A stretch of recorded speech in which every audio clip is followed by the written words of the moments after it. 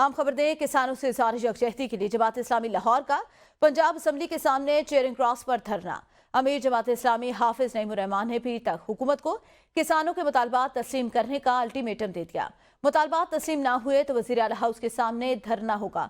उमर दराज गुंदल हमारे साथ मौजूद है, ब्यूरो चीफ लाहौर। उमर, बताए गए सवाल से जमात इस्लामी ने भी पीर तक हुकूमत को वक्त दे दिया है। जी, गुज़श्ता रोज हमने देखा कि प्रेस कॉन्फ्रेंस हुई हाफिज नईमुर रहमान की और उन्होंने 6 तारीख का टाइम दिया था हुकूमत को कि किसानों के जो मुतालबात हैं वो तस्लीम किए जाएं। अगर हुकूमत मुतालबात तस्लीम नहीं करती तो फिर हम वज़ीर आला ऑफिस का रुख करेंगे और वहां पे धरना देंगे। इस सिलसिले में आज चेयरिंग क्रॉस जो पंजाब असम्बली के सामने मॉल रोड के ऊपर जमात इस्लामी लाहौर के ज़ेर एहतमाम इस वक्त धरना जारी है और वहां पे उनके कारकुनान जमात इस्लामी के झंडे उठाए हुए और किसानों से इज़हार यकजहती के बैनर्स उठाए हुए वहां पे मौजूद हैं और उनका यही कहना है कि हुकूमत के पास अभी भी टाइम है और हुकूमत इस बारे में कोई रास्त कदम उठाए और किसानों की बात सुनी जाए। इस वक्त जो फसल है वो किसानों का बिल्कुल तैयार है, उसको खरीदा नहीं जा रहा और किसानों का मौशी कत्ल हो रहा है।